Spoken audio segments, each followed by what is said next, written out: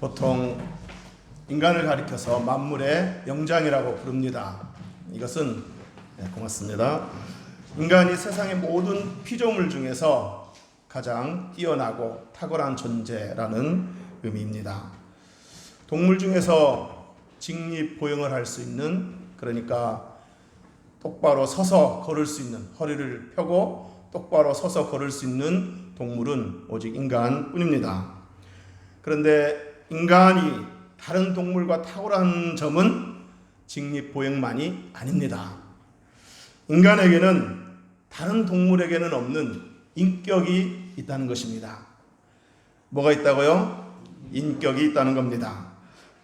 잘 아시다시피 인격에는 세 가지 요소가 있는데 바로 지, 정, 의입니다. 모든 피조물 중에서 지, 정, 의를 갖춘 인격적인 존재는 인간뿐입니다.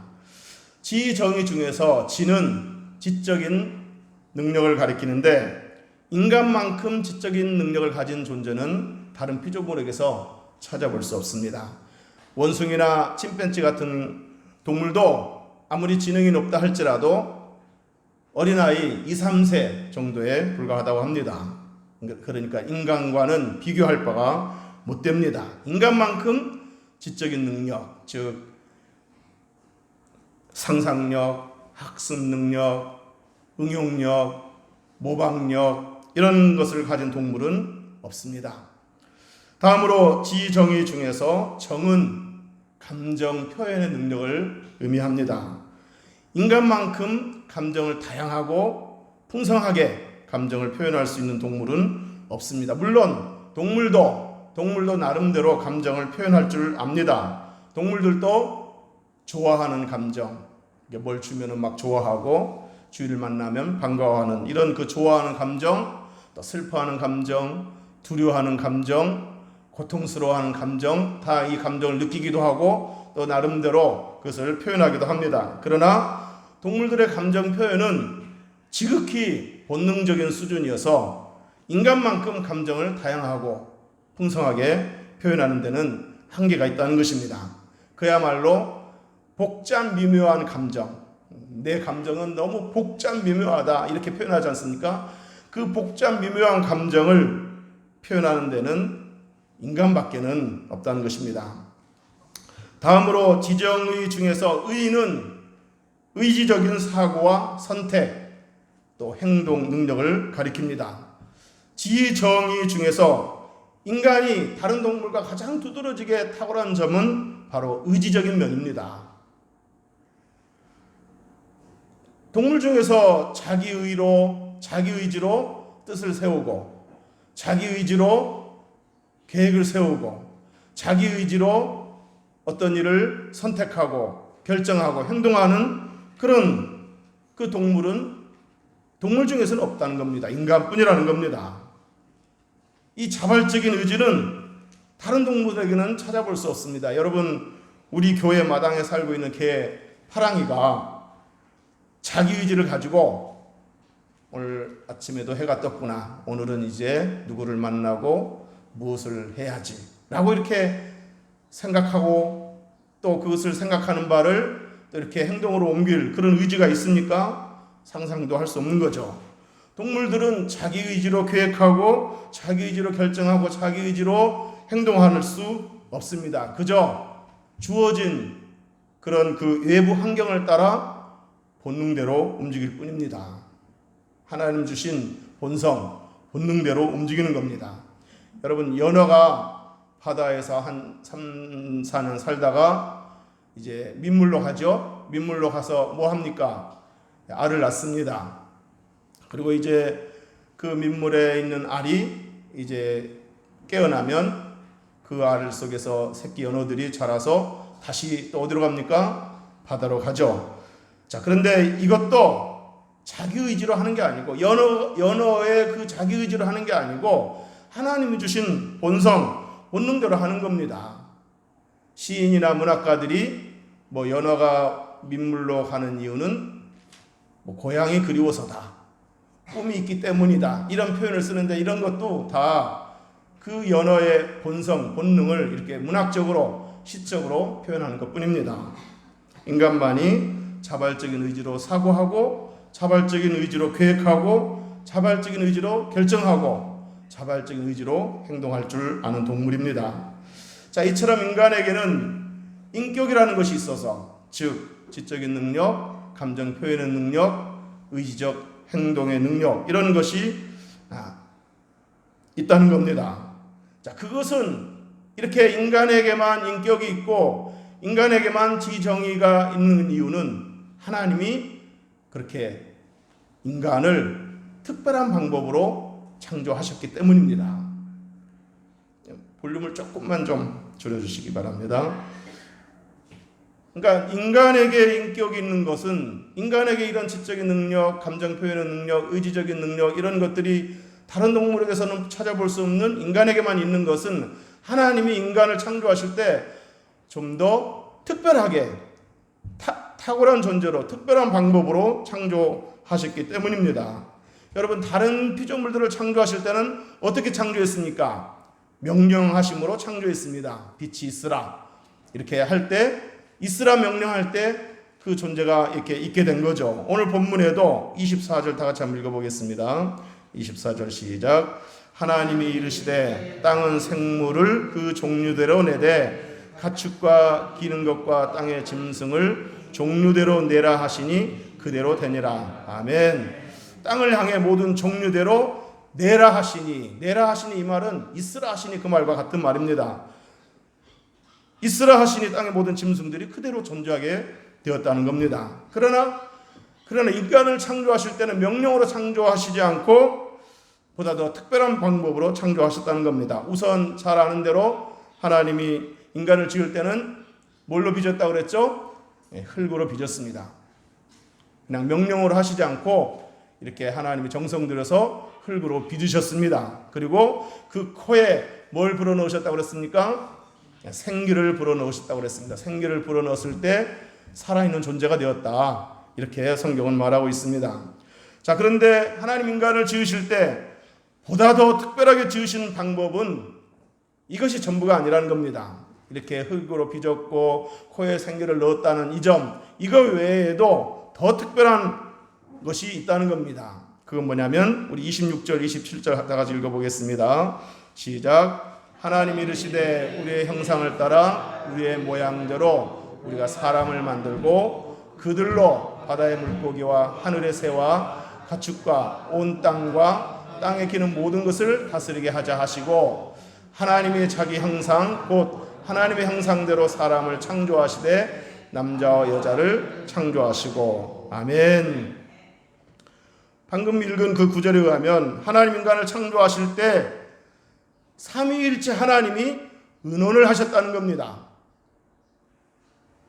그 방금 읽은 구절에 하나님이 이르시되 그랬습니다. 하나님이 이르시되 그랬고, 또 누구의 형상을 따라 그랬습니까? 우리의 형상을 따라, 이렇게 표현했습니다.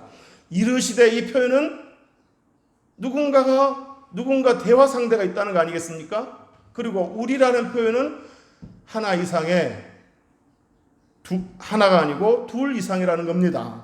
그러므로 이르시되 우리, 이런 표현은 삼위일체 하나님을 증명하는 것이고, 삼위일체 하나님이 이렇게 인간을 지으실 때 서로 의논하셨다는 겁니다. 자, 그리고 중요한 것은 이 삼위일체 하나님이 의논하실 때 인간을 하나님의 형상을 따라 하나님의 형상대로 지으시기로 의논하셨다는 겁니다. 우리가 우리의 형상을 따라 우리의 모양대로 우리가 사람을 만들고 그랬습니다. 그래서 인간을 지으실 때 하나님은 흙으로 지으시고 코에 생기를 불어넣으셨을 뿐만 아니라 더 특별한 방법으로 지으셨는데, 그게 뭐냐? 하나님의 형상대로, 하나님의 형상을 따라 지으셨다는 겁니다. 여기서 하나님의 형상이라는 것은 생김새를 말하는 게 아닙니다. 하나님의 영이시니 모양은 없는 거죠. 그러니까 생김새를 말하는 게 아니고, 여기서 하나님의 형상이 바로 하나님의 인격을 가리키는 것입니다.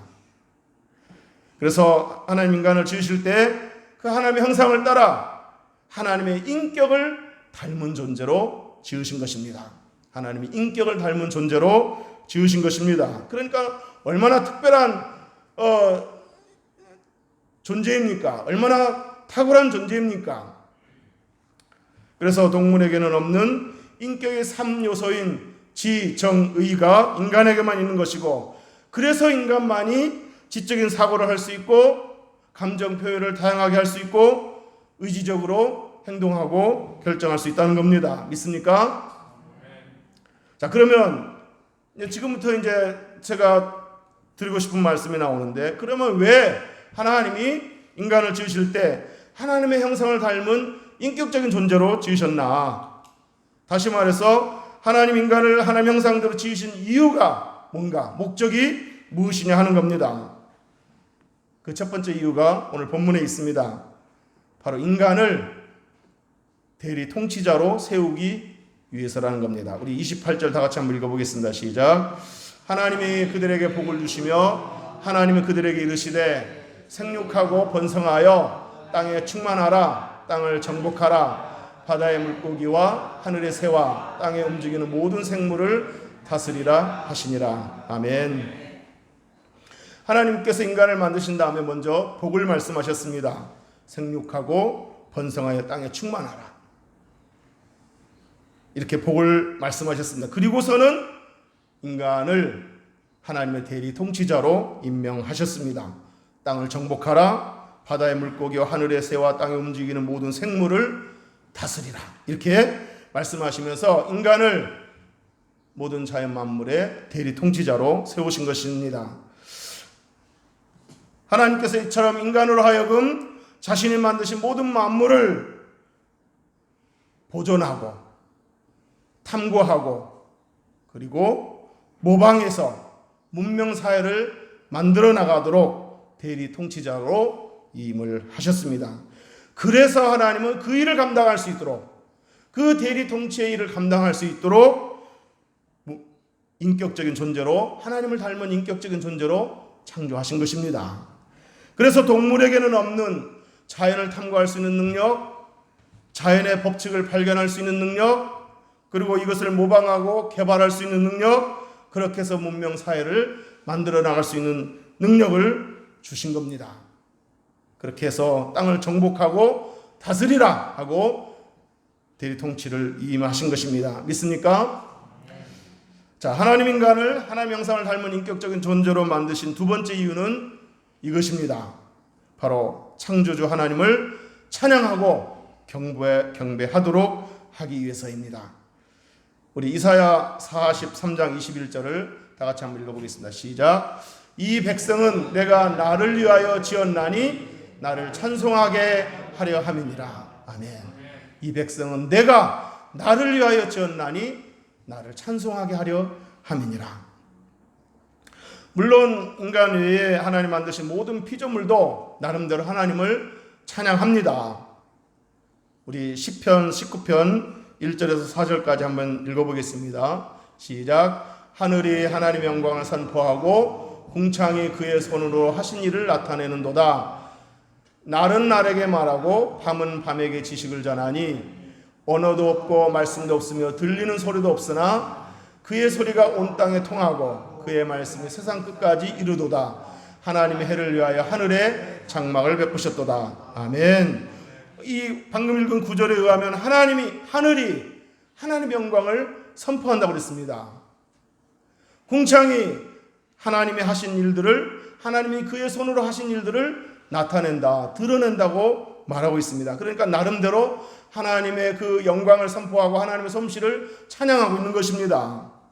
그런데 언어도 없고 글도 없고 소리도 없는데 하늘이 어떻게 하나님의 영광을 선포하고 궁창이 어떻게 하나님의 손으로 하신 일들을 찬양할 수 있습니까? 하나님의 솜씨를 찬양할 수 있습니까? 자, 이것들은 그러니까 해, 달, 별을 비롯해서 하나님의 모든 만물들은, 하나님 만드신 모든 만물들은 하나님의 창조하신 그 본래의 모습을 드러내면 되는 겁니다.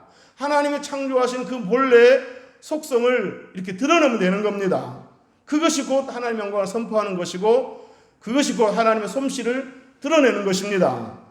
그러니까 해는 낮에 빛과 열기를 발하고 달은 밤에 어둠을 밝게 비춰주고 꽃들은 형형색색 그 아름다운 자태를 드러내기만 하면 그것이 곧 하나님 솜씨를 드러내는 거고 하나님의 영광을 선포하는 것이 되는 겁니다. 여러분, 일출, 일몰 얼마나 아름답습니까? 달빛, 별빛 얼마나 아름답습니까? 정말 제가 어렸을 때 평상에서 이렇게 누워서 보던 그 수많은 별들 진짜 다시 한번 보고 싶어요. 지금도 눈에 선합니다. 그 얼마나 아름답습니까? 높은 산과 우거진 숲, 형형색색 꽃들, 긴 강줄기와 푸른 바다, 이 얼마나 아름다운 광경입니까? 자, 이들은 하나님이 만드신 그 아름다움을 그대로 드러내기만 하면 그것이 곧 하나님의 영광을 선포하는 것이고 하나님의 솜씨를 찬양하는 것이 되는 겁니다. 그렇지만 인간에게는 하나님이 더욱 특별한 방법으로 하나님의 영광을 선포하고 하나님의 솜씨를 찬양하도록 하셨습니다. 그것이 바로 지정의라는 겁니다. 지적인 사고 능력과 감정 표현의 능력을 가지고 그리고 자발적인 의지를 가지고 더 섬세하게, 더 아름답게, 더 장엄하게, 더 감동 있게 하나님을 경배하고 찬양하도록 하신 것입니다. 그래서 하나님 인간에게 다른 피조물에게는 없는 그런 그 특별한 능력을 주셨는데 그 특별한 능력이 뭐예요? 지정의라는 겁니다. 상상할 수 있는 능력, 언어를 사용할 수 있는 능력, 시와 문학으로 하나님을 찬양할 수 있는 그런 능력을 주신 겁니다. 목소리를 낼 수 있는 능력, 악기를 사용할 수 있는 능력, 목소리와 악기로 박자를 맞추고 음정을 맞출 수 있는 능력, 그래서 노래하고 연주할 수 있는 능력, 이렇게 음악으로 찬양할 수 있는 능력을 주신 겁니다.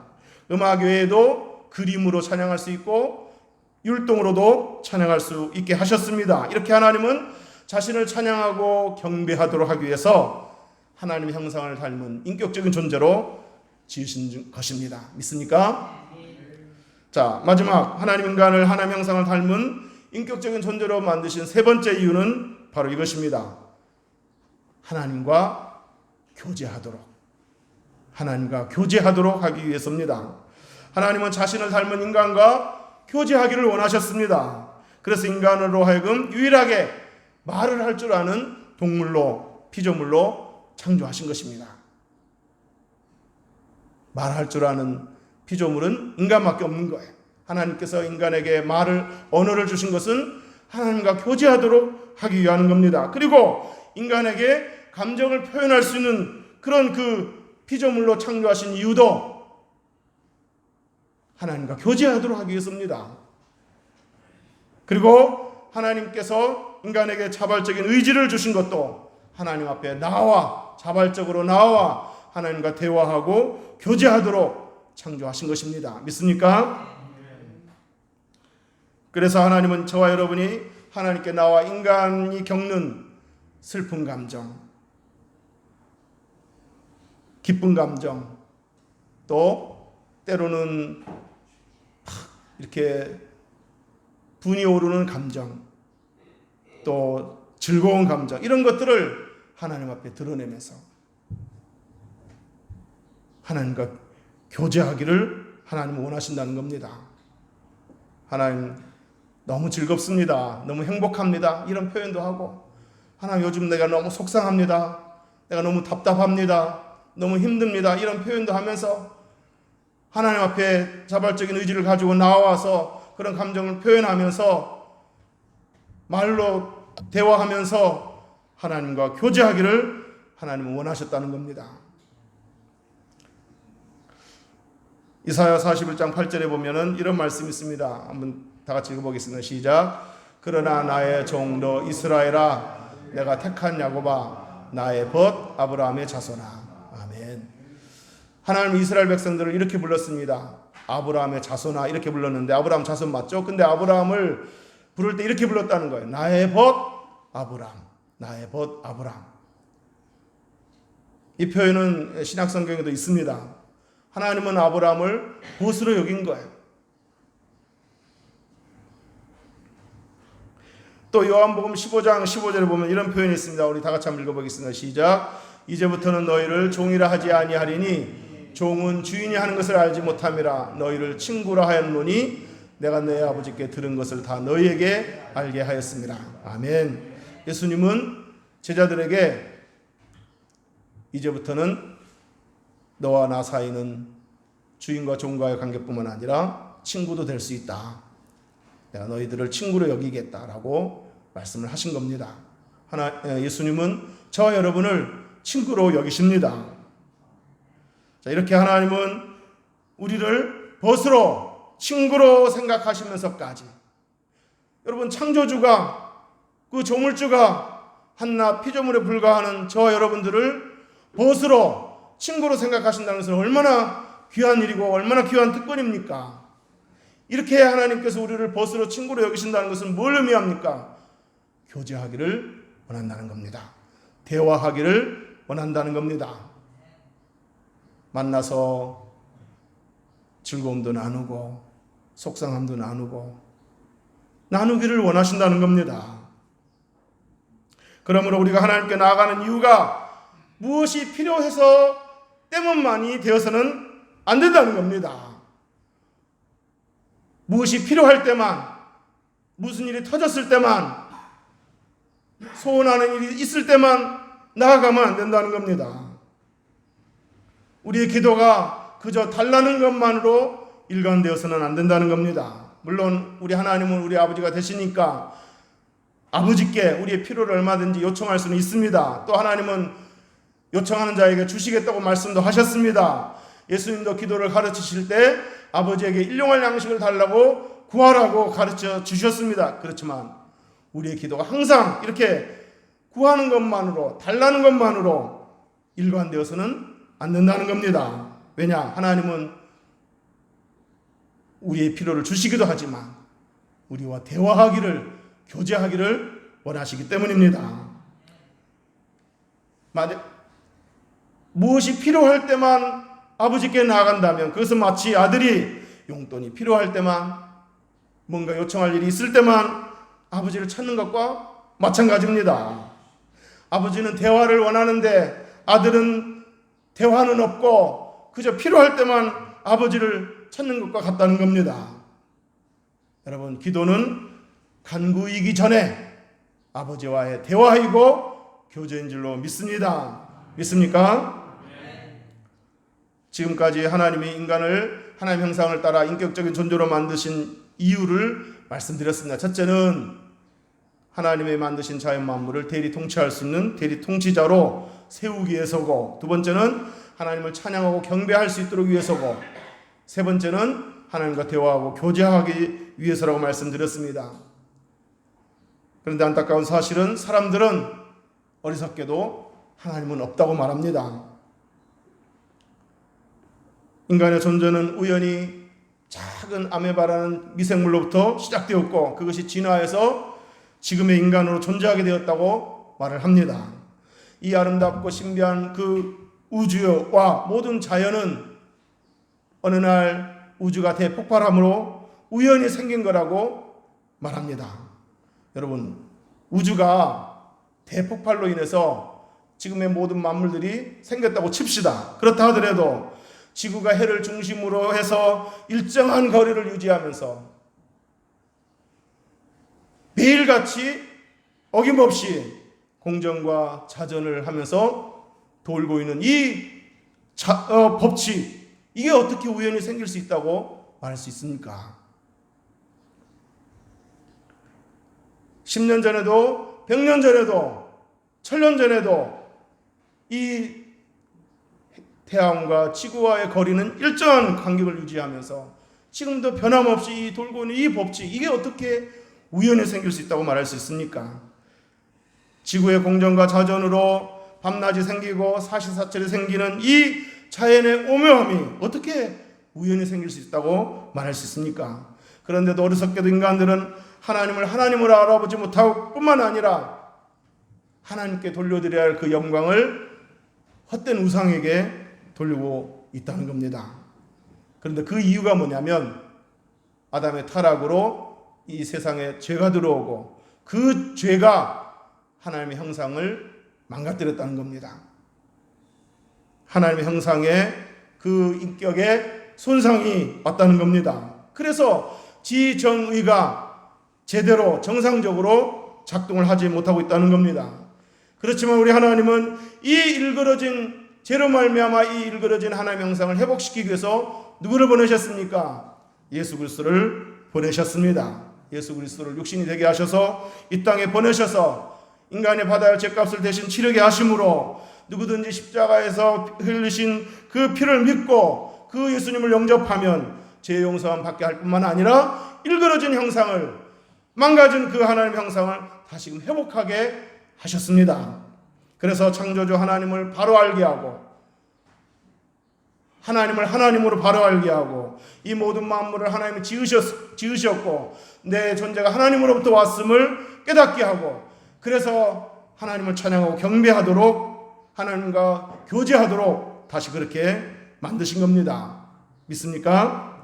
자, 그런 의미에서 저와 여러분은 모든 인간 중에서도, 모든 인간이 다 특별한 존재지만 저와 여러분은 모든 인간 중에서도 더 특별한 존재입니다. 왜? 저와 여러분은 예수 그리스도를 믿음으로 말미암아 예수 그리스도를 통해서 예수 그리스도의 피로 구원받고 하나님의 형상을 회복된 자들이기 때문입니다.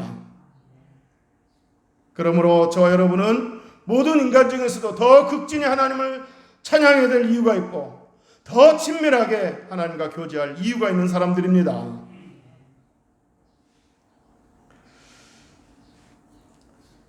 바라기는 한 주간 동안 이 특권을, 하나님을 찬양할 수 있는 특권, 하나님과 교제할 수 있는 이 특권을 이 한 주간 동안 마음껏 누리시고, 그리고 하나님을 찬양해야 될 이유와 하나님과 교제해야 될 그 이유를, 그 목적을 잘 이루며 살아가는 저와 여러분이 되시기를 주님의 이름으로 축복합니다.